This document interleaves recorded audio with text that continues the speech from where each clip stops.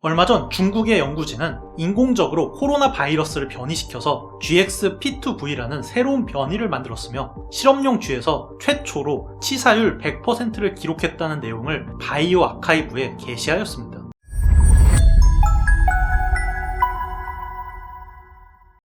(2020년에) 등장한 신종 코로나는 우리의 일상을 엄청나게 바꿔버렸습니다.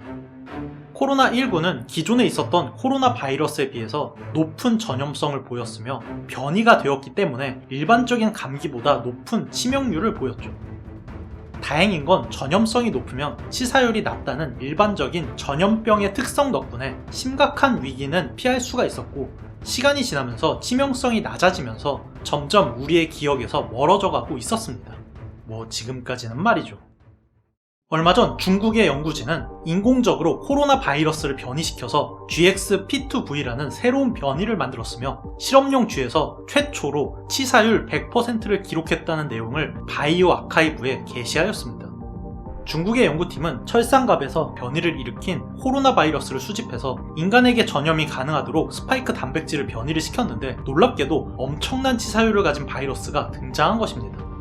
이 바이러스의 치사율을 테스트하기 위해서 인간과 유전자가 비슷한 실험용 쥐를 사용했는데, 인간에게 미칠 영향을 정확히 알기 위해서 인간의 ACE2 수용체 유전자를 삽입한 쥐를 이용했는데요. 이렇게 유전적 변이를 한 쥐를 사용한 이유는 바이러스가 인간 세포에 침입하는 데 사용하는 수용체를 가진 쥐를 만듦으로써 인간에게 미칠 영향을 정확히 알 수가 있기 때문입니다.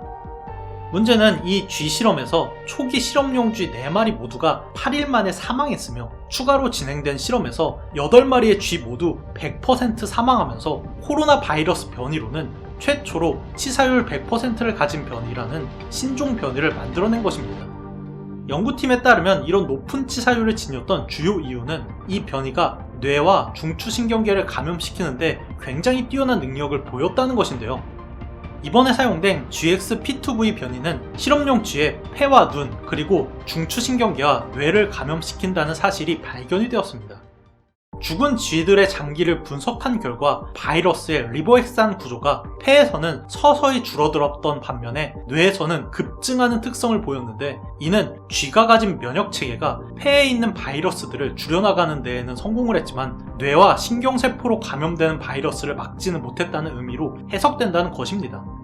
이런 결과가 무서운 이유는 초기에 폐로 전이된 바이러스는 기존의 코로나19 때처럼 높은 전염성을 가질 수가 있고, 이후로 감염 후기에 뇌로 전염이 되게 되면 엄청난 치명률을 가지기 때문에 전염성과 치명성이 모두 다 높은 바이러스가 가능하다는 암시가 될 수가 있기 때문입니다.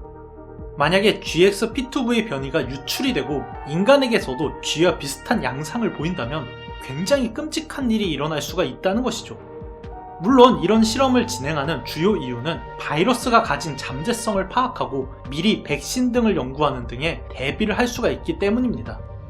우리가 인위적으로 만들 수가 있는 모든 변이는 모두 다 자연적으로 우연히 만들어질 가능성이 0%가 아니기 때문에 향후에 이렇게 강력한 변이를 가진 신종 바이러스가 등장했을 때 빠르게 치료하기 위해서는 이런 연구들이 필요한 것은 사실이죠.